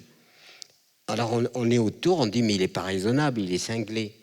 Sauf qu'on s'aperçoit qu'il avait raison, mais il n'avait pas raison par la raison, il avait raison par l'intuition. Et il fait des choses incroyables qu'on ne pensait pas. Et bien entendu, l'agriculture différente, bien entendu, se nourrir autrement, etc., etc. Et alors, en France, on doit aller quêter les signatures d'élus. Et on est parti, bon, au Caïdo, voilà, on va quêter les signatures. Alors, on s'est dit, si on arrive à collecter 3 signatures de 3 maires en état d'ébriété, ça sera pas mal.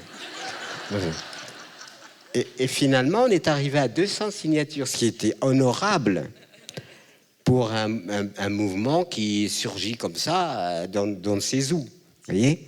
Mais on est parti sur véritablement changement de paradigme, c'est-à-dire renoncer à cette croissance économique stupide qui amène à toujours plus, indéfiniment, en ruinant la planète et en créant des inégalités terribles.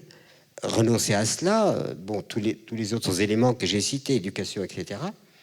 Et puis finalement, c'était pas si mal que ça, parce que ça a été l'occasion de grands débats. De grands débats où on a beaucoup disserté sur quelle société pour demain. Et quelle société pour demain ne pouvait absolument pas continuer à fonctionner sur l'insatiabilité programmée. C'est-à-dire on programme l'insatiabilité en manipulant l'être humain à n'être jamais satiable. Et un être humain manipulé comme ça, il achète, et parce qu'il a besoin de... Voilà, il est manipulé à tel point, et la publicité sait faire ça. Moi, il se trouve que j'ai la télévision pour regarder Colombo, pour machin comme ça, quoi. Je suis sûr. Surtout, je n'ai pas acheté la télévision pour des documents. Il y a quelquefois de beaux documentaires, mais enfin, je l'ai acheté pour me distraire, quoi. Voilà. Et puis alors, j'essaye de trouver un film pas trop... même mes enfants trouvent que c'est des films bêtes que je regarde d'ailleurs. Enfin bon, c'était selon mon appréciation. Et puis, pendant qu'on monte mon film, on me dit, tu n'as pas assez bouffé, il faut que tu... tout vient la publicité. Alors j'avais envie d'écrire aux chaînes de télévision pour dire heureusement qu'il y a de la publicité parce que vous me permettez d'aller faire pipi. Voilà. Parce que finalement, cette manipulation de l'être humain par rapport à l'insatiabilité, c'est très puissant. C'est très puissant. Vous voyez ?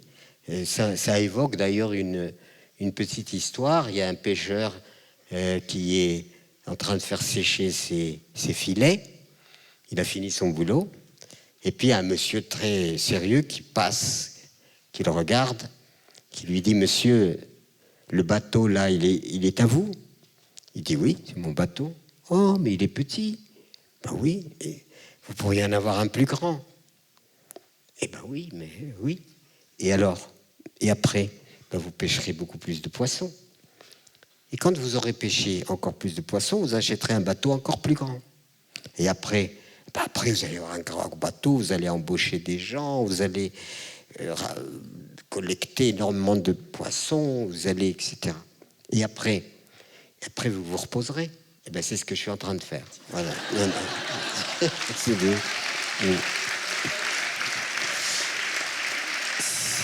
Si aujourd'hui le monde est inégalitaire, le monde est difficile aujourd'hui parce qu'il y a des affamés, et des suralimentés, et des suralimentés même pas heureux parce qu'il faut consommer des anxiolytiques, il faut se distraire, il faut ceci, il faut cela, c'est bien parce que l'équilibre en général n'est pas bon.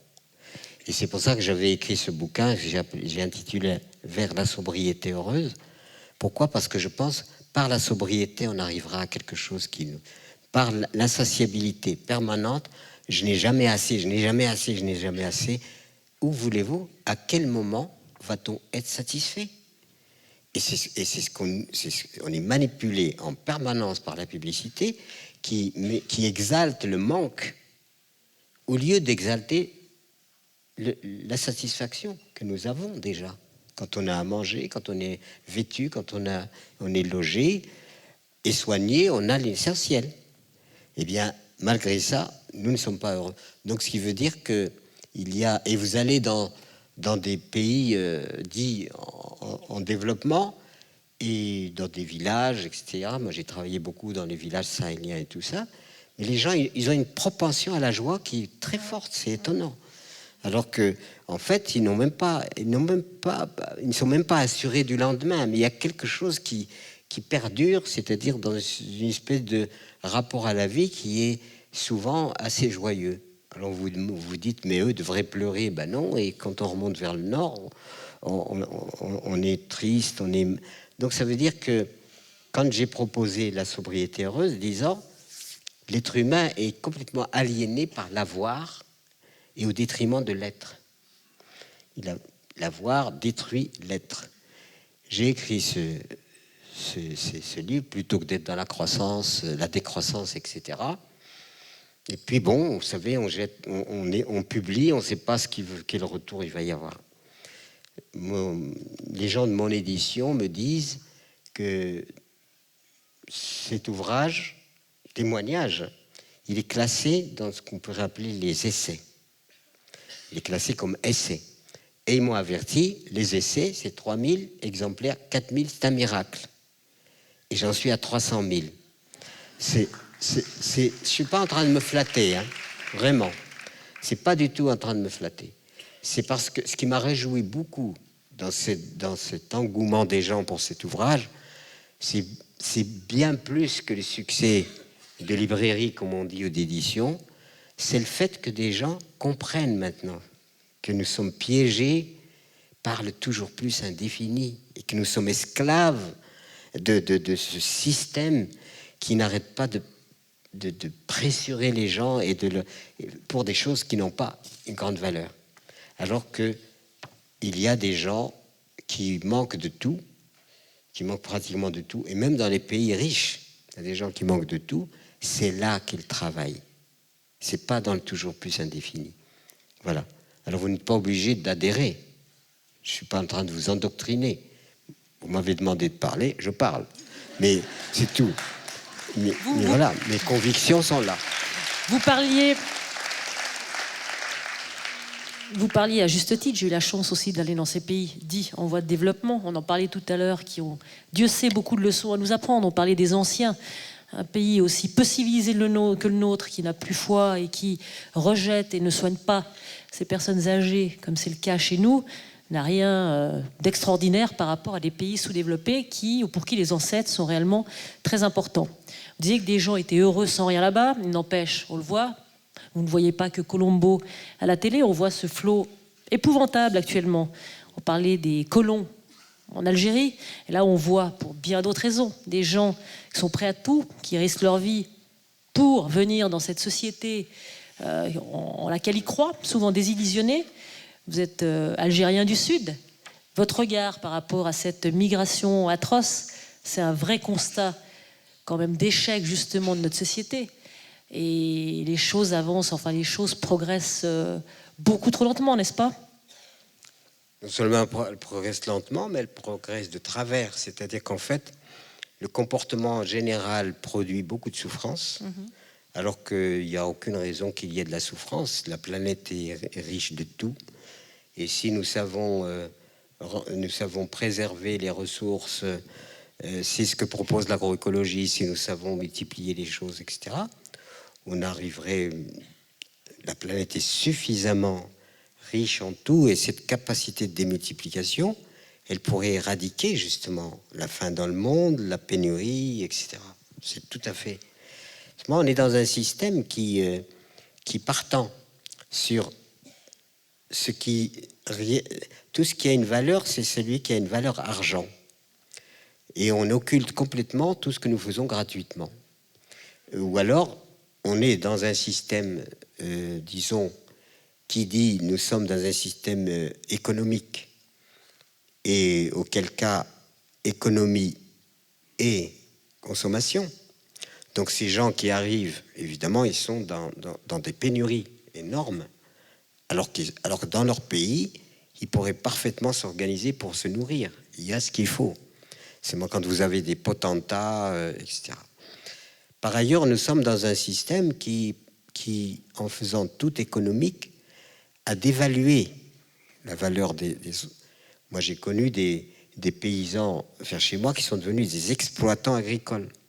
C'était des paysans devenus des exploitants agricoles parce qu'ils ont été, en quelque sorte, inféodés à une logique du productivisme. Et cette logique du productivisme part sur la production dite industrialisée, alors qu'en fait, on pourrait faire beaucoup de nourriture et aussi aider les peuples à rester chez eux en valorisant ce qu'ils ont. Parce que partout, il y a des richesses. Mais ces richesses ne sont pas sur le système qui donne valeur par l'argent. Évidemment, ils n'arrivent pas à être au niveau. Donc une misère qui est programmée. Et par ailleurs, donc, moi, je verrais plus une assistance de façon à ce que les gens se stabilisent chez eux, mais qu'ils visitent, ils viennent comme des visiteurs, et non pas comme des affamés. Voilà. Tout cela est mis. Et on est aussi dans une logique qui est du monde créé par le monde occidental, qui est une logique qui a évidemment été hégémonique, très hégémonique au plan international, la colonisation, etc. Et tout a été déséquilibré. Et on a érigé un système qui dit que c'est le seul qui est capable de rendre l'humanité heureuse. Et que même c'est un système libérateur. Il va libérer l'être humain. Et puis je me suis amusé à voir quel était l'itinéraire d'un être humain dans la modernité, dans le monde moderne. Eh bien, plutôt que de liberté, je me suis rendu compte que c'est un monde carcéral. De la maternelle à l'université, on est enfermé. Ensuite, on est enfermé, d'ailleurs les jeunes appellent ça le bahut. Ensuite, il y a des boîtes, on travaille dans des boîtes, vous savez. Dans des grandes boîtes, des petites boîtes, etc. Même pour s'amuser, on va en boîte. On y va comment? Dans sa caisse, bien sûr. Et ensuite, il y a la boîte à vieux. En attendant la dernière boîte que je vous laisse deviner. Voilà le paradigme. Voilà le... Cher Pierre Rabhi, le temps passe. On est enfermé ce soir aussi quand même dans l'espace-temps. Oui. Vous avez une grosse journée. On a largement dépassé déjà le temps qui nous était imparti. Vous me disiez, regardez, moi j'y suis pour rien. Moi je ne suis là que pour tendre le micro. C'est pas moi qui gère la soirée. Juste un mot. On voit ces engouements, ces salles remplies. Vous disiez un livre vendu à 300 000 exemplaires. C'est pas pour me vanter. Non, c'est pas pour vous vanter, mais c'est pas pour vous vanter, mais par rapport à tout ça, on voit que le monde ne change pas très vite. C'est quoi votre espoir? Vous en êtes où là actuellement? Vous y croyez vraiment à cette philosophie que vous préconisez depuis tant de décennies? Ce sera le mot de la fin, mesdames et messieurs. Je suis désolée.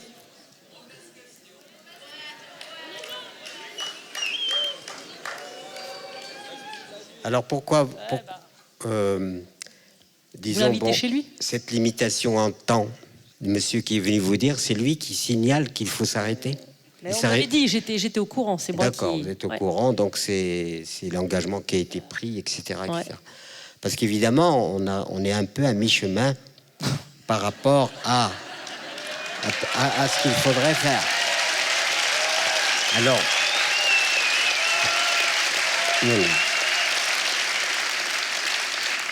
on ne peut que, s'il y a des contraintes, etc., bon, moi je veux bien les respecter, si vous voulez. Mais je veux que vous les respectiez, on va se faire évacuer. Pardon? Je veux que vous les respectiez, on va se faire évacuer. Bien. Bon.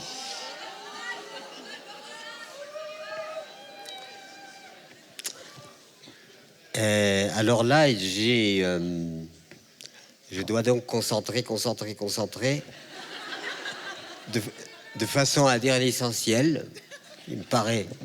Voilà, donc ça me met dans une situation un peu bizarre parce que on doit réduire, en quelque sorte, réduire, et puis je me dis, qu'est-ce que je pourrais dire d'essentiel, d'important, puisqu'on a très peu de temps. Voilà. J'en sais rien. La seule...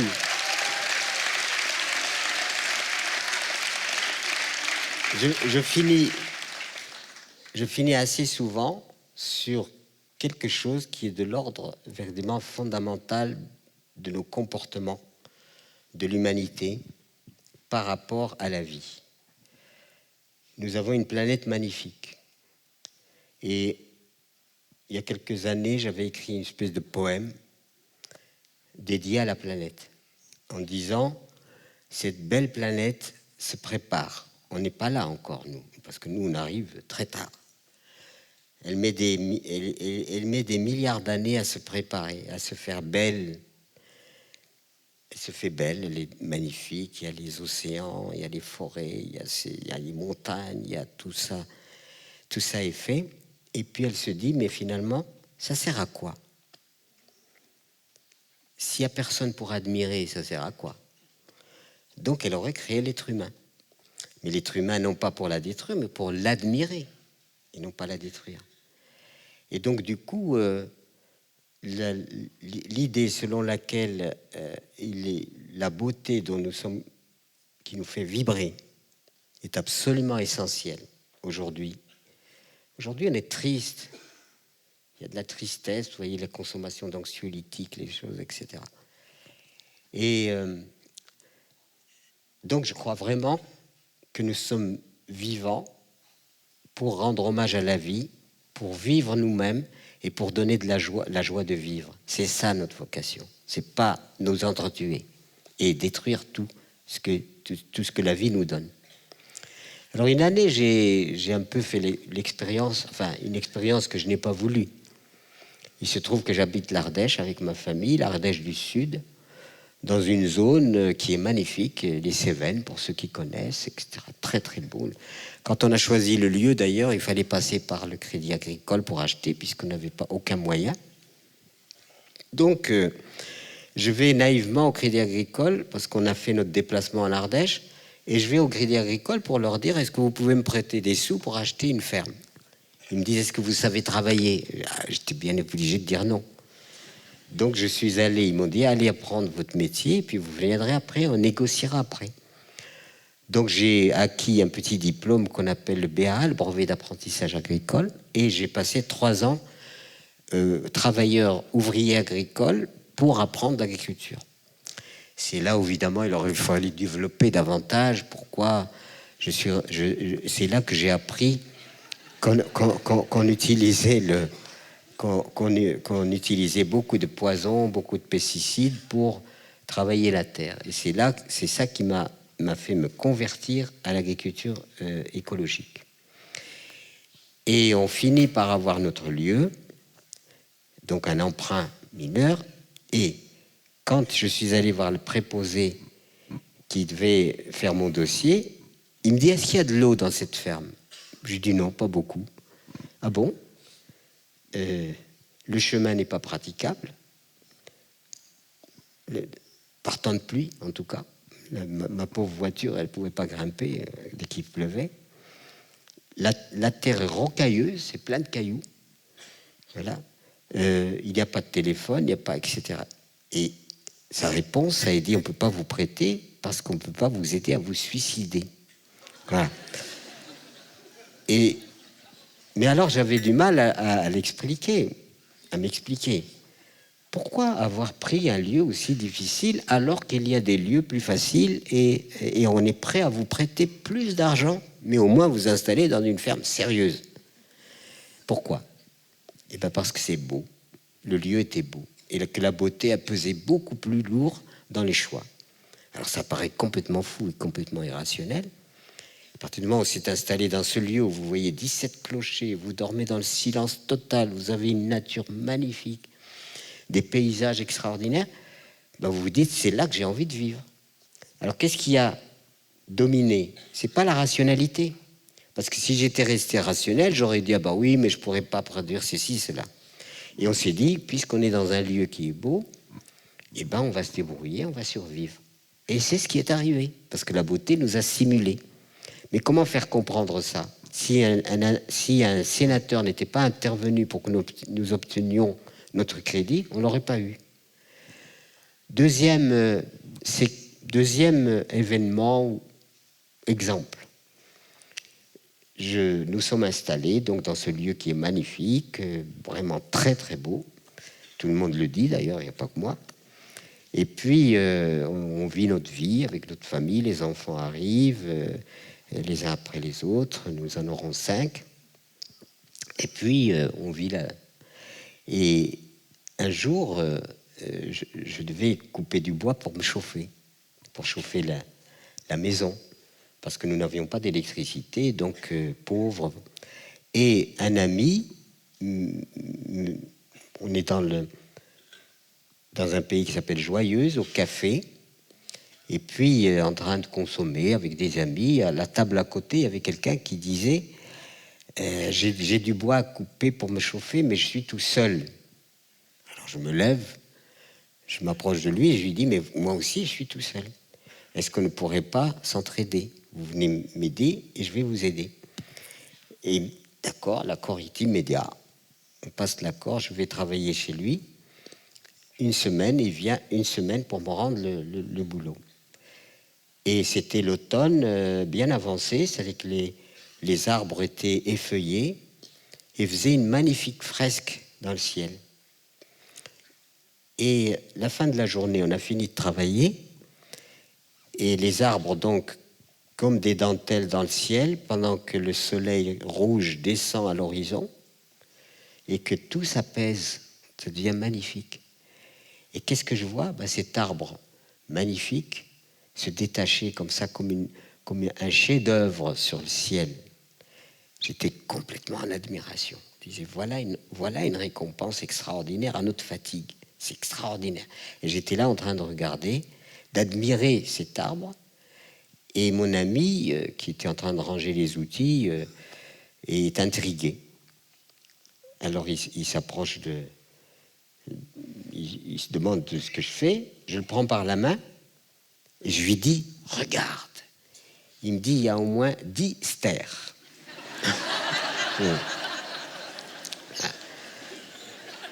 Bon, vous imaginez le choc. Et bien ça, c'est très significatif des êtres humains. C'est-à-dire, nous avons relégué la beauté et nous acceptons que la vie soit triste. Donc la grande révolution, c'est de retrouver la beauté, la sérénité et la fraternité. C'est très important. Voilà. Merci. Merci beaucoup.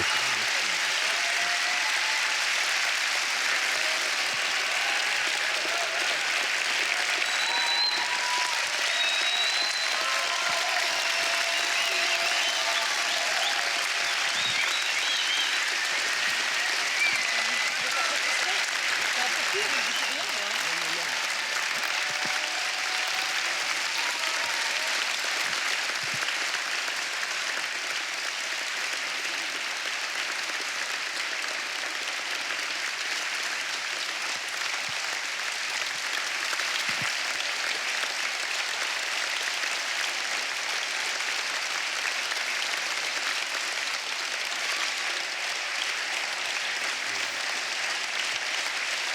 Merci infiniment.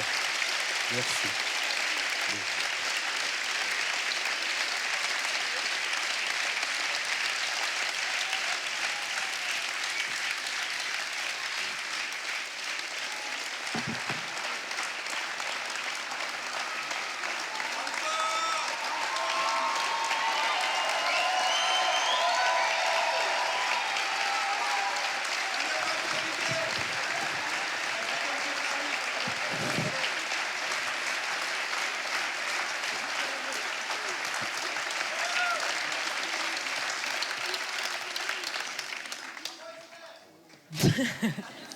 Ne soyez pas trop frustrés, c'est moi qui joue la marâtre. C'est moi qui joue la marâtre.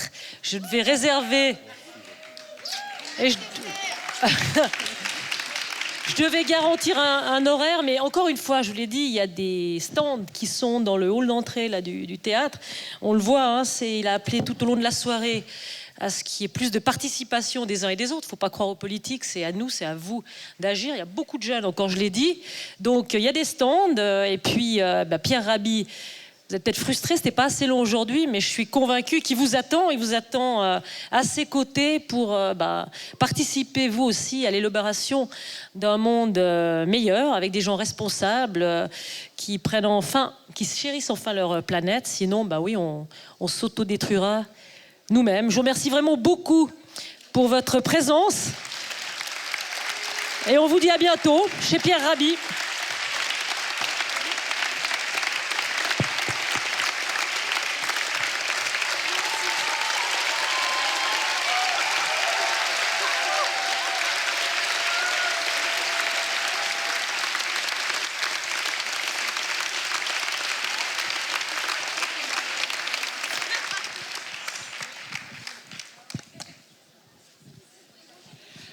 Voilà, un dernier mot, parce que, comme vous, j'ai vibré aux paroles de Pierre Rabhi, et on a bien entendu qu'il fallait cultiver notre jardin, donc on va tous ensemble faire en sorte que notre terre soit encore plus belle, et puis on va la préserver.